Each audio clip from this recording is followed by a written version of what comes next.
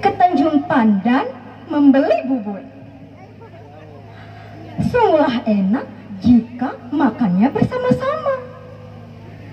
Perkenalkan, saya Vegia dari Min 1 Belitung Timur akan mempersembahkan sebuah cerita. Ke pantai Tanjung Tinggi menyantap es kelapa muda. Jangan dicampur dengan durian runtuh. Wahai Bapak Ibu Dewan Juri dan penonton semuanya, izinkan saya menyapa. Assalamualaikum warahmatullahi wabarakatuh. Pada kesempatan kali ini, saya akan mempersembahkan cerita yang berasal dari Kepulauan Bangka Belitung. Cerita ini berjudul Si Penyumpit. Sekedar informasi bahwa cerita ini ditulis kembali oleh Gamal Kamandoko dan diterbitkan oleh Media Presindo. Mohon izin Bapak Ibu penonton semuanya, di sini saya akan berperan menjadi seorang guru yang sedang bercerita kepada peserta didiknya. Anak-anak, kok tidak ada suaranya? Di sini tidak ada anak-anak. Anak-anak. Nah, gitu dong. Nah, anak-anakku semuanya yang ibu sayangi, hari ini ibu akan bercerita kepada kalian. Ingin mendengarkan cerita ibu tidak? Mual ya, mau ya? Nah, kalau mau mendengarkan cerita ibu, silakan duduk siap. Oke, perhatikan cerita ibu. Si Penyumpit. Begitulah orang-orang memanggilnya. Seorang pemuda desa yang hidup sebatang kara. Ia memang sudah ditinggal oleh orang tuanya. Kemana orang tua si penyumpit, Bu? Orang tua si penyumpit sudah meninggal dunia. Tapi meskipun begitu, si penyumpit tidak pernah mengeluh, bersedih, dan meratapi kemalangan nasibnya. Justru ia menjadi pribadi yang sangat hebat, kuat, bertanggung jawab, serta senang membantu orang-orang yang ada di sekelilingnya. Di sisi lain, ada seseorang lagi, namanya Pak Raju. Pak Raju adalah seorang kepala desa yang pelit dan suka memanfaatkan orang lain. Banyak warga desa yang Pak Raju manfaatkan untuk menjaga sawah-sawahnya yang luas.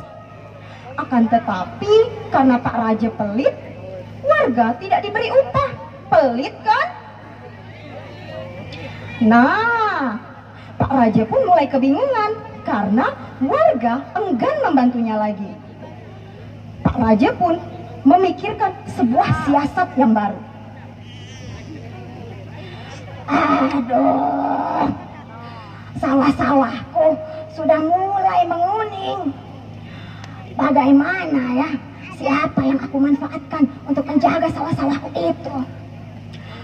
Kalau tidak ada yang menjaganya, nanti habislah sawah-sawah itu dimakan oleh babi hutan. Oh ya, anak muda itu siapa ya namanya? Bentar sebentar. Penyumpit. Oh iya, penyumpit. Anak itu akan aku manfaatkan untuk menjaga sawahku tanpa aku bayar. Si penyumpit pun menjadi sasaran Pak Raja. Tanpa berlama-lama, Pak Raja bergegas menuju gubuk di tempat si penyumpit tinggal. Hei kau anak muda, sini. Ada sesuatu yang ingin aku beritahu kepadamu. Kau tahu, dulu orang tuamu itu berhutang kepadaku. Jadi kau harus melunasinya ya. Selamat siang Pak Raju. Ada yang bisa saya bantu? Oh, apakah benar begitu Pak Raju? Akan tetapi orang tua saya tidak pernah berbicara tentang itu. Lagi pula Pak Raja, saya tidak punya harta yang berlimpah. Bagaimana saya bisa membayarnya ya Pak Raju?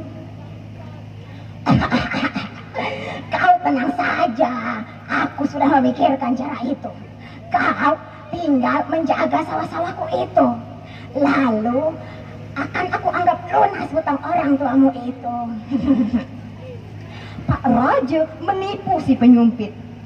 Padahal orang tua si penyumpit tidak pernah berhutang. Jahat kan Pak Raja, nak? Jahat.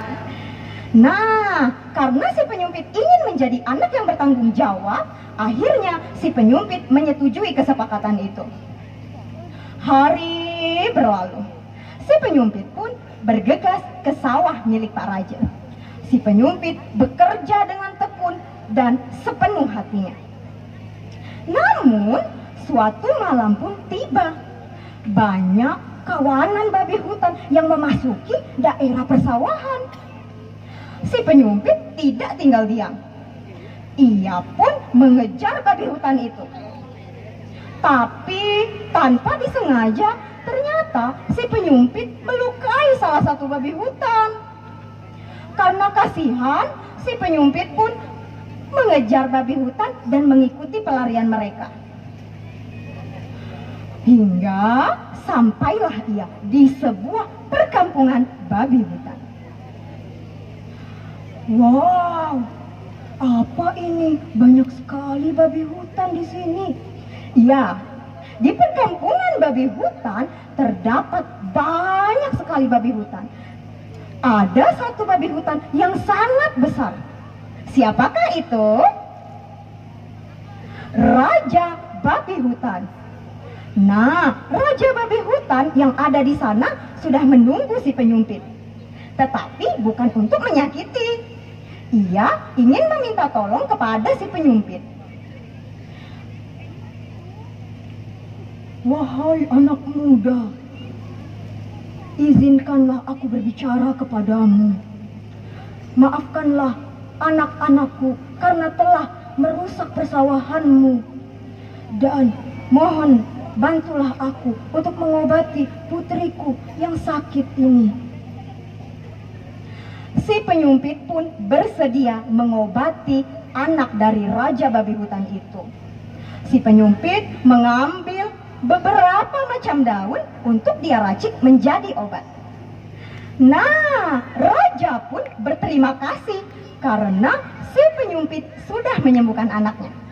Sebagai tanda terima kasihnya, raja babi hutan memberikan si penyumpit sebuah kemenyan. Untuk apa kemenyan? Nah, konon katanya kemenyan sebagai petunjuk untuk si penyumpit kembali ke tempat asalnya.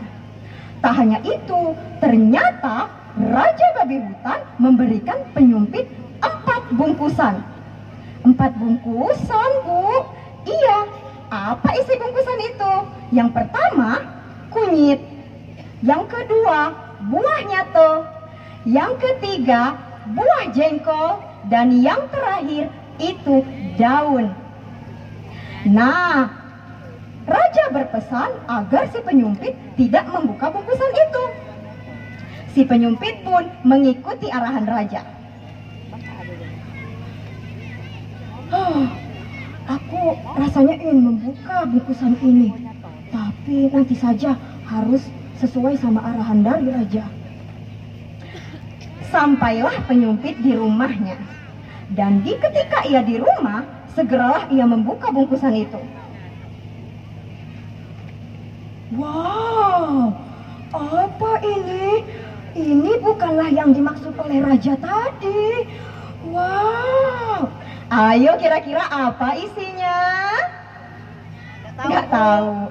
Isi dari kantong yang diberikan oleh raja adalah emas, permata, intan, dan berlian. Ternyata si penyumpit mendapatkan harta yang tak diduga.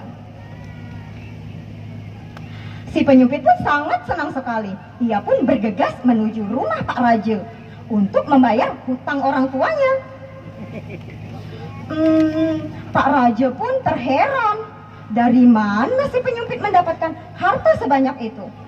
Dan ia pun memaksa si penyumpit untuk bercerita. Pak Raja pun mengikuti arahan dari penyumpit. Ia pun malamnya berburu babi hutan juga, dengan harapan ia mendapatkan harta seperti si penyumpit. Aduh, mana ya? Tidak ada babi hutan. Oh ya, di sana ternyata babi hutannya. Aku akan ke sana supaya aku mendapatkan harta juga seperti penyumpit. Tidak. Ternyata nasib Pak Raja tidak seberuntung si penyumpit. Pak Raja diserang oleh kawanan babi hutan yang banyak dan ia pun terluka sangat parah. Nah, Pak Raja meminta si penyumpit untuk mengobati lukanya. Si penyumpit merawat Pak Raja dengan sepenuh hati. Pak Raja pun akhirnya menyadari kesalahan yang sudah ia lakukan. Ia meminta maaf kepada si penyumpit dan mengakui semua kesalahannya. Nah, tak hanya itu, ternyata Pak Raja percaya kepada si penyumpit untuk menjadi penggantinya sebagai kepala desa. Anak-anakku semuanya, itu cerita dari si penyumpit. Nah, pesan yang ingin ibu sampaikan di sini, berbuat baiklah kepada siapapun yang ada di sekitar kita tanpa terkecuali. Jadilah orang yang baik, optimis, bertanggung jawab, serta senang menolong siapa saja. Terkadang untuk mencapai sebuah cita-cita, kita membutuhkan ujian.